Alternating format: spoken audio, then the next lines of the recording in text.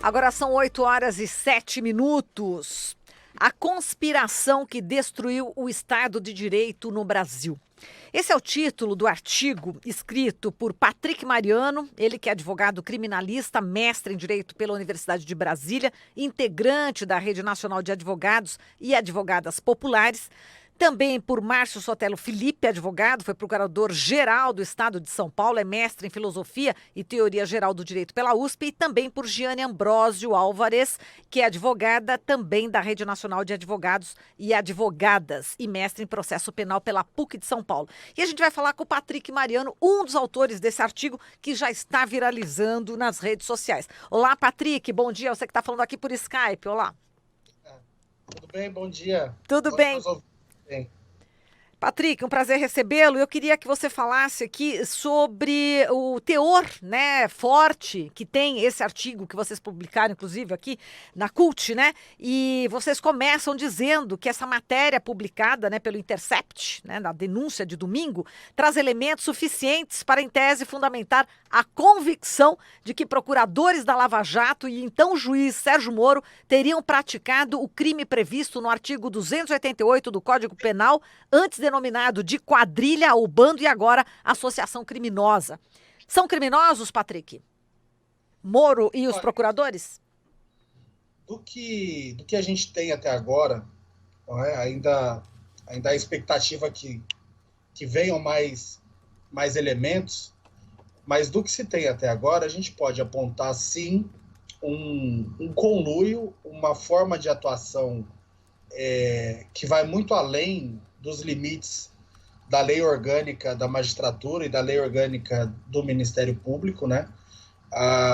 E para além disso, acho que ali não tem só questões do ponto de vista de infrações disciplinares. Isso está se desenhando como uma atuação em conjunto mesmo, com objetivos extralegais, né, extrajurídicos, digamos. Então isso é muito grave. Há uma série de possíveis enquadramentos de crimes, né, que eles possam ter cometidos, e ainda há responsabilização administrativa, né? Agora, o que eu acho um ponto muito importante da matéria do Intercept é a questão da responsabilização histórica desses agentes públicos, não é? Então você vê que a época da ditadura nós levamos 3 décadas, 2 décadas para ter acesso ao que aconteceu naqueles anos, né, do ponto de vista de atuação estatal. E com a matéria do Intercept, a gente deu um salto muito grande no sentido de compreender os bastidores dessa história que tem uma relevância fundamental no destino da nação. Então, acho que junto com a responsabilização criminal, junto com a responsabilização administrativa desses servidores públicos, ainda tem essa, como se diz, essa recuperação histórica, essa restauração da verdade histórica. E qual que seria esse caminho para essa recuperação histórica, né? Vocês defendem, inclusive, a libertação do ex-presidente Lula e também eleições gerais, já. Sem dúvida.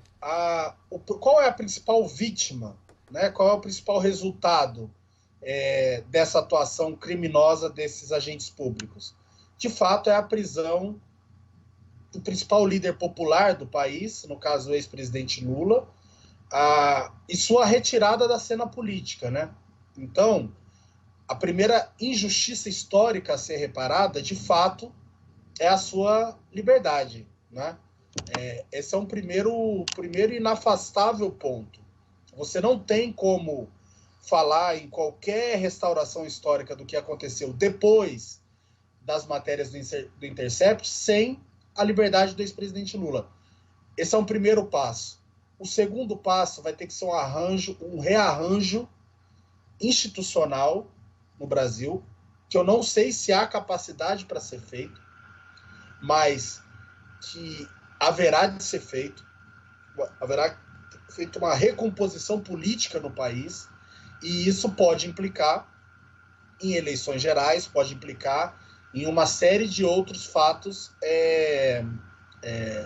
políticos relevantes nos próximos meses. Perfeito. Glauco Faria.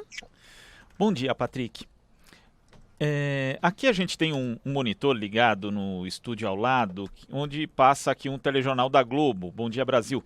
E a gente pode ver ali que existe um destaque muito grande sendo dado, por exemplo, para a nota da JUF, a nota da NPR, sendo que tivemos outras inúmeras entidades que se posicionaram contra, né, a atitude do juiz Sérgio Moro, também do Deltan Dallagnol e dos procuradores da Operação Lava Jato. Você vê um risco de repente, a gente ter uma operação de naturalização disso, como se não fosse nada demais? Tem o risco do abafa, sim. Eu concordo contigo. Mas você veja que eles estão falando em nota da JUF, né? Justamente a JUF, nas revelações do Intercept, era um mero instrumento desses senhores aí, né? Então eles falam, vamos soltar uma nota pela JUF. Eles mesmos soltam a nota pela JUF, então o cara ele é juiz, ele é promotor, ele é delegado, e ele é dono da JUF e, pelo que você está falando também, isso só foi possível, tamanho poder concentrado, com a blindagem da Globo, por exemplo, não é? Mas você vê que hoje os editoriais dos dois principais jornais aqui, do Estadão e da Folha, são muito duros, não é? São contundentes contra a atuação desses caras. Então, acho que há um tempo isso revela duas coisas. Pode revelar duas coisas. Essa posição da Globo ainda de não ter jogado o Moro ao mar. Primeiro pode ser que a implicação deles com a Operação Lava Jato, e digo implicação do ponto de vista do atravessamento dos limites éticos do jornalismo, né? Então você vê, não apenas a Globo, mas sites como Antagonista, você vê o próprio Estadão, que também sempre dava, antes de todo mundo, notícias da Lava Jato, mas o Estadão já está se posicionando contra. Então todos aqueles meios de comunicação, isso a gente pode ficar atento, todos aqueles meios de comunicação que tinham a preponderância sobre a narração dos fatos da Lava Jato, ou seja, que saíam na frente, esses, imagino, todos eles devem estar meio com um sinal de um pouco de receio também. Então, a Globo, eu acho que é muito difícil a Globo mudar do dia para a noite a leitura dos fatos que eles tinham, né? Que foi o que levou o Moro a ser um herói. Pode ser também que isso possa ser gradual, né? Eles vão com as novas revelações e tal, pode ser que chegue uma hora que se torne insustentável. Mas eu acho que talvez seja uma posição defensiva pelas relações que possivelmente existem entre um e outro, entre esse grupo de procuradores e juízes e a Rede Globo, e pode ser também algo de uma coisa mais gradual, por exemplo, como uma aterrissagem de avião, assim, que você vai baixando até que você consiga assumir uma pauta editorial.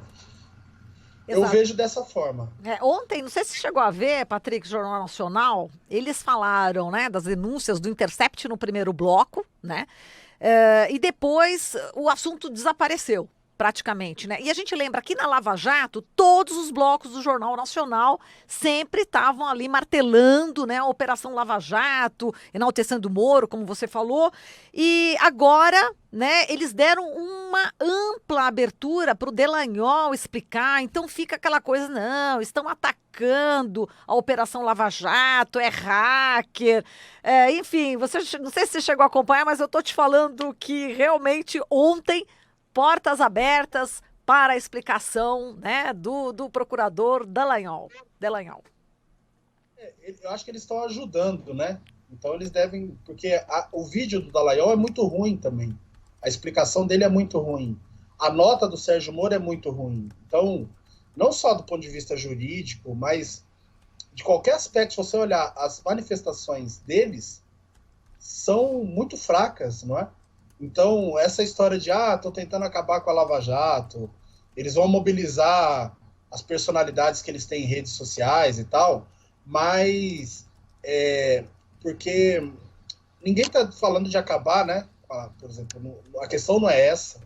A questão são atos individuais, são relações espúrias, né? São relações completamente fora de o que se espera de um ator jurídico de relevância como é um procurador da República e um juiz. Então, a Globo está tentando atuar um pouco como gestora de crise deles, não é? Só que eu acho que dificilmente se segura, se sustenta, porque são 2 anos de gravações, né? Então, com certeza, imagino que deva vir mais coisas, e elas vindo, tornando pública. Aí eu pergunto para vocês, imagina o impacto de um áudio entre eles, não é? Porque assim, ok, a gente que acompanha as notícias e tal, estamos todos impactados, as pessoas também, mas imagina se há um áudio entre eles, não é? E não é nada difícil ter um áudio no aplicativo de conversa. E eles também demonstraram que não tinham nenhum pudor, não é? Não tinham nenhum cuidado com isso. Eles estavam naquela época que eles achavam que eram o Chateau, o rei do Brasil, né? Que podiam fazer tudo e falar tudo que nada aconteceria com eles.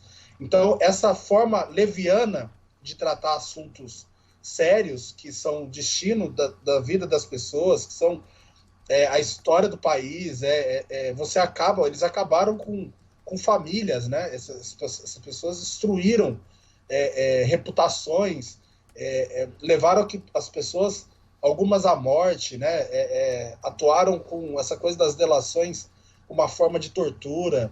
Então, todo esse porão que agora está sendo levado, está sendo jogado luz em cima desse porão,